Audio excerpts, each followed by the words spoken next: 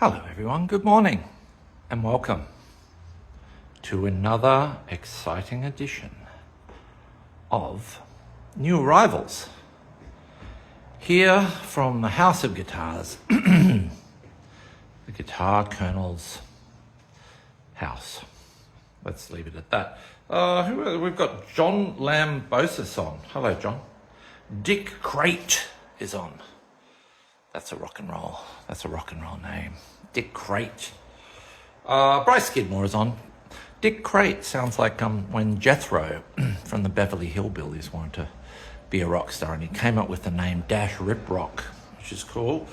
Wilsey is on. Wilsey 182. Hi everyone. Welcome to another exciting edition of New Arrivals here in sunny Hawthorne.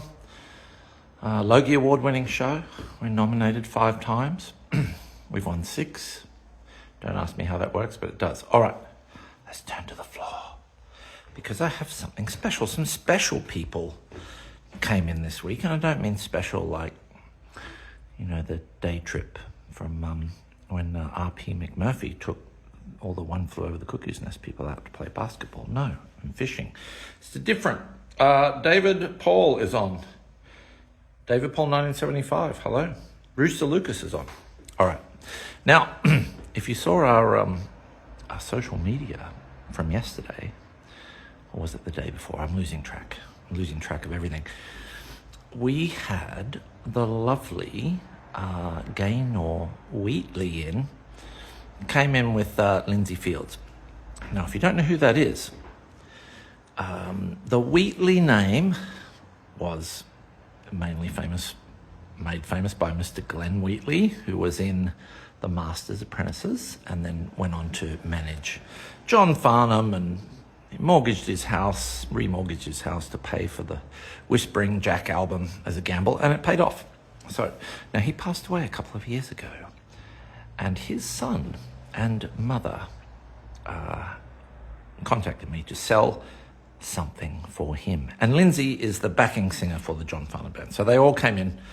Terrifying appearance. I love celebrities, but they made me scared. All right, let's go. Let's have a look. Turn to the floor.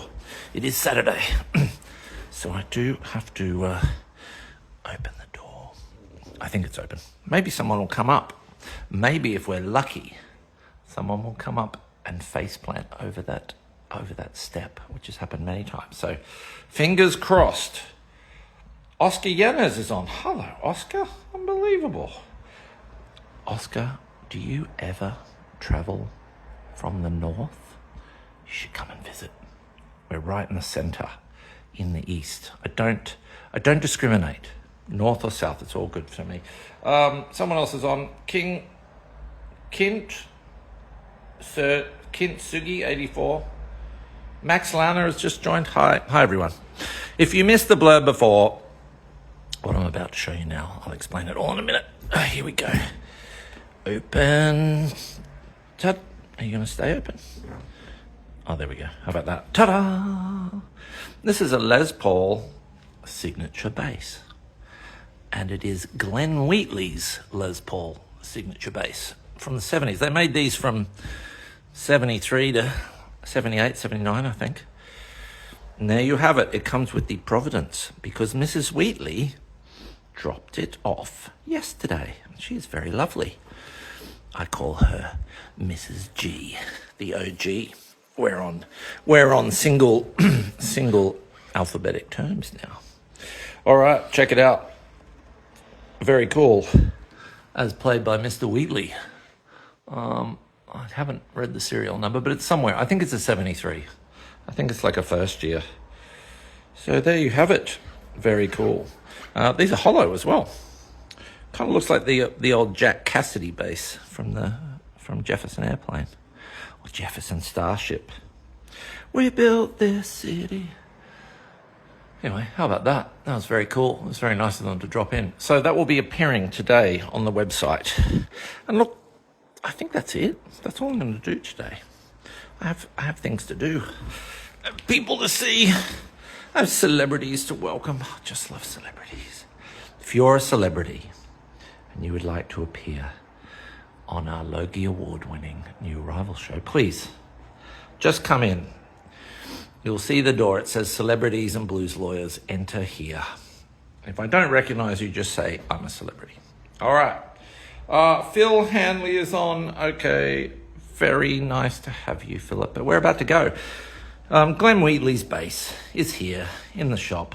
It's going to appear on our website shortly.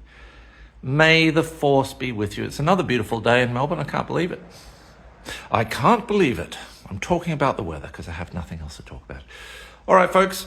I'm going to... hang on. Wilsey says, info on that Dark Burst LP on the wall. Ooh. Now, Dark Burst. You mean